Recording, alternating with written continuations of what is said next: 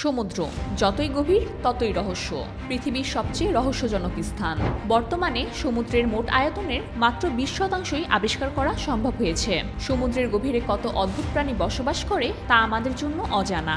এখানে এমন কিছু অদ্ভুত প্রাণীও বসবাস করে যার দেখা পাওয়াটা আমাদের জন্য দুর্ভাগ্য বয়ে আনে। চলুন আজ জেনে নেই এমন এক প্রাণীর সম্পর্কে যার দেখা পাওয়াটা আমাদের জন্য মোটেও সৌভাগ্যের নয়।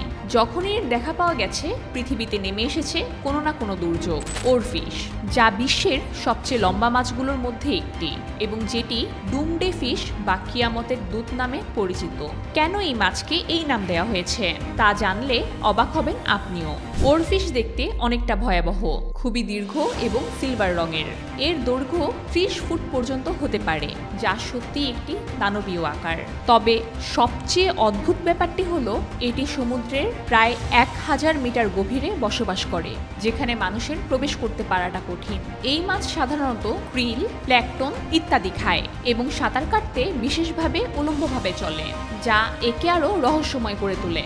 এর মাথার উপরে একটি দীর্ঘ অঙ্গ বেরিয়ে থাকে, যা সমুদ্রের অন্ধকারে আলো হিসাবে কাজ করে। এই আলোই মাছটিকে শিকার ধরতে সাহায্য করে। এবার আসি, কেন এটিকে ডুমডে ফিশ বা কিয়ামতের দূত বলা হয়। ইতিহাস বলে, যখনই এর দেখা পাওয়া গেছে সেই সময় পৃথিবীতে নেমে এসেছে বড় কোনো প্রাকৃতিক দুর্যোগ। 2011 সালে জাপানে এক ভয়াবহ ভূমিকম্পের কয়েকদিন আগে সমুদ্র তীরে অনেকগুলো ওরফিশ দেখা গিয়েছিল। পরবর্তী সময়ে ওই অঞ্চলে 9 মাত্রার ভূমিকম্প আঘাত হানে। তেমনি 2017 সালে ফিলিপিন্সের ইন্ডোনো এলাকায় কিছু ওরফিশ দেখা গিয়েছিল, আর তার কিছুদিন পরেই সেখানে 6.7 মাত্রার ভূমিকম্প হয়। হঠাৎই 2024 সালে থাইল্যান্ডে আবারও দেখা মিলল এই মাছের। তবে কি আবারও কোনো বিপদ ধেয়ে আসছে পৃথিবীর দিকে?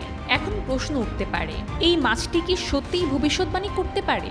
বিজ্ঞানীরাও এর কোনো উত্তর খুঁজে পাননি। তবে বহু মানুষের বিশ্বাস এই মাছটি প্রকৃতির কোনো সংকেত দেয়। এর অসুস্থ হয়ে বা আহত অবস্থায় উপরে উঠে আসা এবং তারপর কোনো বড় বিপর্যয়ের ঘটনা একে আরও রহস্যময় করে তুলেছে। তবে হঠাৎই এর দেখা পাওয়াটা আবারও প্রশ্ন রেখে যাচ্ছে, আবারও কি পৃথিবীতে ধেয়ে আসছে বড় কোনো প্রাকৃতিক দুর্যোগ, নাকি এটি কোনো কাকতালীয় ঘটনা? বিজ্ঞানীরাও এর কোনো উত্তর দিতে পারেনি। তবে ওরফিশের প্রতি মানুষের আগ্রহ এবং বিশ্বাস আজও অটুট। ওরফিশ নিয়ে আপনার কি মতামত জানিয়ে দিন আমাদেরকে।